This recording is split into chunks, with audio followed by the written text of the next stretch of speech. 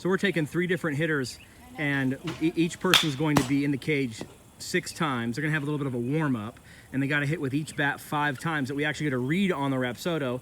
And you know, sometimes it doesn't read for us, especially when you have this sun differential. So by the way, if you're looking at the Rapsodo, great device. It's awesome that it works outside. So we have this massive sort of sun differential because we like to put the hitters underneath the shade because you can sit here all day under the shade. But that does kind of mess up the Rapsodo. Sometimes it doesn't get the best reading.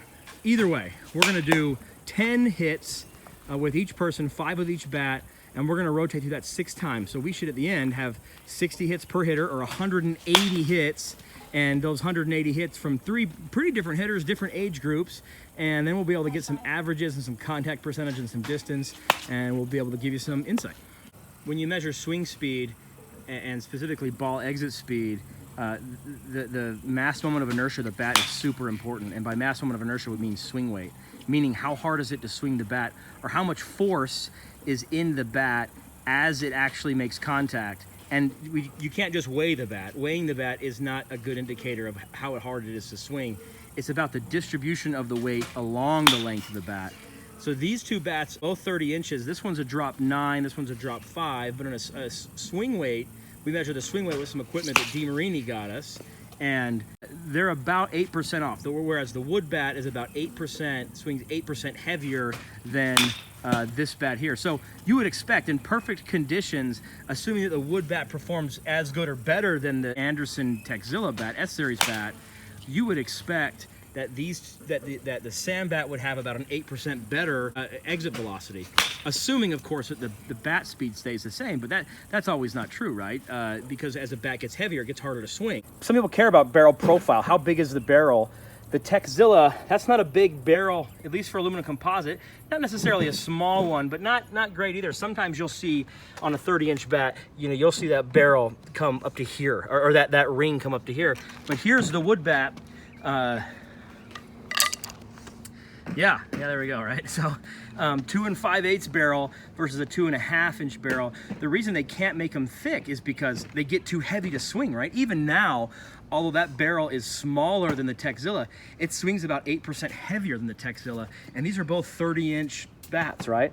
And this one's a drop 5. You could probably find a drop 8 in a wood bat, but again, they have to take that volume out somewhere, and that volume usually comes in the terms of a smaller barrel. Sometimes what they do as well is they cup the end cap, and so you'll see there's a little bit of a cup in that end cap. Question, or maybe a comment we hear often, especially reading YouTube comments, is, well, hey, you know, put a better hitter in there, or things like that. It turns out that these hitters are, this is what you want to see. Like, if we had the most amazing hitter, and I think this kid in here actually is a decent hitter, but if we had the most amazing hitter, who cares about the bat, right? I mean, this is the idea of, you know, how can we take kids that are just loving Little League and maybe some travel ball, and how can we get them a bat that they're comfortable with and that they like? That seems to be the point of it.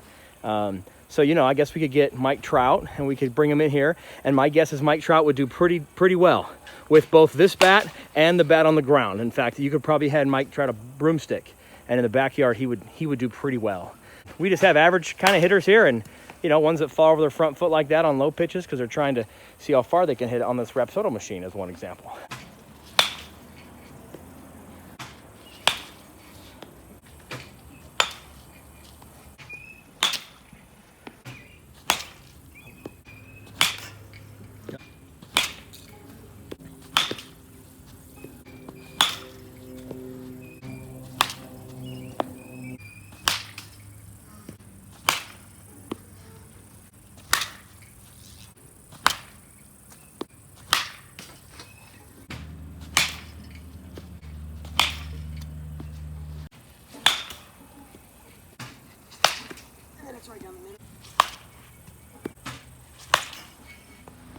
All right, folks, here's the aftermath. We had a good time, a few hours for us, just a few minutes for you.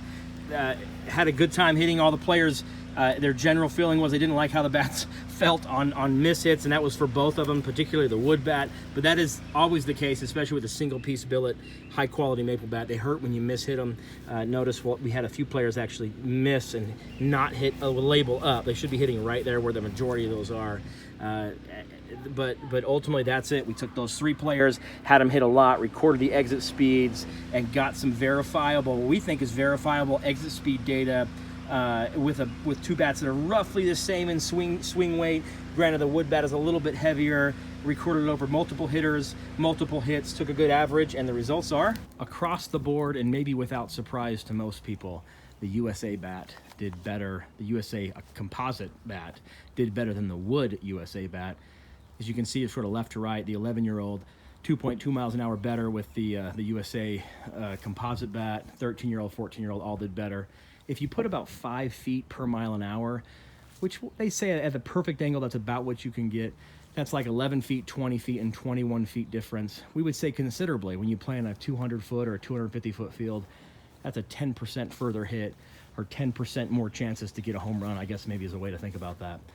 But I think it's pretty clear, and I think also clear that if you watch a college baseball game, the elite players aren't using wood bats. They're using metal and composite and those types of bats because they have a better swing weight, the barrel can be bigger, the performance can last on a bigger sweet spot. I think all those things lend to it just being a better choice for the vast majority of people in terms of performance. Now, in terms of weight training, in terms of preparation for better pitching, in terms of learning how to hit the ball better, I think wood bats play a huge role in being successful for younger players, and we encourage all of our younger players to get wood bats and use them. But in terms of the games on the line, I want to have the best chance for my team to win. The vast majority of time, the answer for the USA baseball player is an aluminum or a composite bat. You can see the full set of data on our site at justbatreviews.com. Thanks for watching.